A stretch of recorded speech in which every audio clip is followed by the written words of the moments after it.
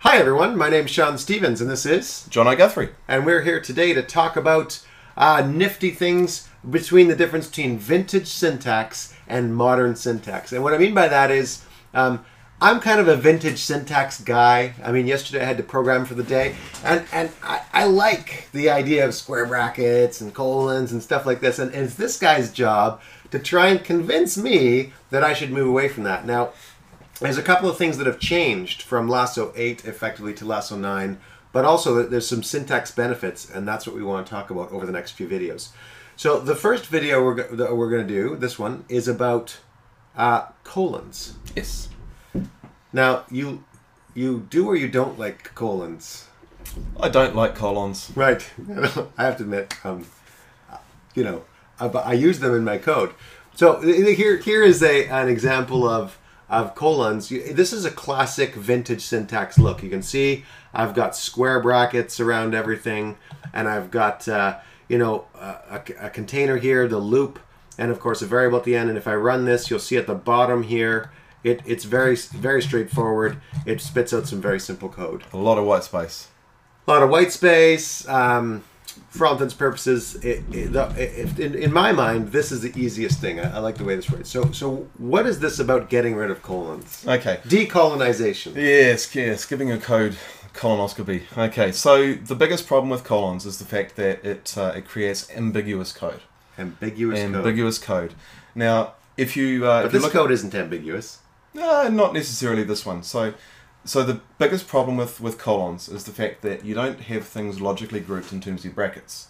Okay, so introduced in Lasso 8.5 and then reinforced in Lasso 9 is the whole concept of using brackets. Bracket syntax. Bracket syntax. And that's what modern syntax is, really, is bracket syntax. That's one of the foundations of the modern Lasso 9 syntax. As opposed to colon syntax. That's right. Is that interesting? Yeah. Okay. Okay. So let's have So how do I get bracket syntax from my good, beautiful, like this is Shakespearean, it's so well written here. I mean, but so it's a little old-fashioned, but it works great. Yeah. How would I change this into modern syntax? Okay, so converting these two into bracketing syntax away from the colon syntax is actually pretty easy. Well, first of all, you can see that in Lasso Lab, you've got two big red X's. It's actually telling you here that, well, you know, syntax error, invalid element. So straight up, Lasso Lab is actually identifying this colon as actually being a problem. Interesting. Okay. So Lasso Lab doesn't like colon syntax. Lasso Lab doesn't like colon syntax. Like colons. No. Okay. Interesting. So it's actually going to point these things out to you. Now there are two ways that you can do your bracketing. Okay. Think of things as logical grouping. Okay. Okay. You can either bracket your variable. So now Lasso Lab will in actual fact try and group your brackets for you. So as soon as you start to type an open bracket, it's actually going to it's going to give you the closing bracket at the same time. Okay. Okay. So that's something that you can actually turn off if you're going to be doing this a lot. We're not going to be doing this a lot because there's only two lines here that need to be done. But if you need to, you can go and turn it off in the preferences. So I'm going to forward delete those two. You can either put the bracket there, or you can go all the way and logically group things and put the end bracket there. When you say logically group things, that's sort of like what you've almost done is create a matching set, a pair. Yeah. Right? Yeah. So if you think about things from a mathematics perspective, you have your order of operations.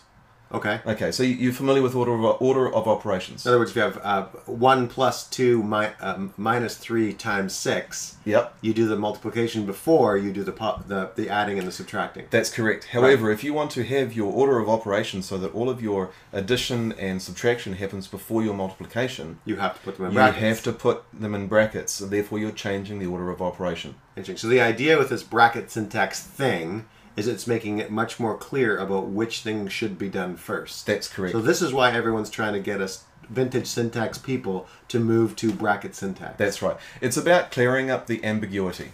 I see. Okay, so there we have our variable var1 equals 100. Yes. Okay, so let's come down to what we're going to do with a loop. So this would be the same thing if you had an inline. You're actually going to create your opening and your closing bracket around the parameters that you are passing to loop. I see. Interesting. Okay. Now you see two things have happened here. First of all, those red X's have not gone away, right? They've gone grey, which indicates the fact that the Lasso 9 parser within Lasso Lab has made some determination. There's been some changes, but we haven't saved them to disk. As soon as you press save, so Sean, press save. Yeah. They've gone away. So it's gone and sorted it out. Interesting. Right. So that's it. So that's the move from bracket syntax. It's not that complex. It's just that you're now putting brackets around things in a different order of operation than you would have.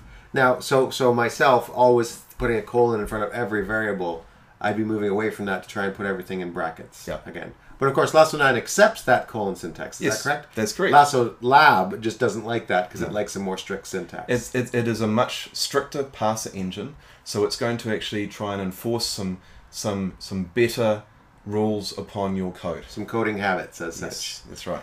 Okay, well, it looks like I will have to try some bracket syntax out. Thank you, Jono. No problem.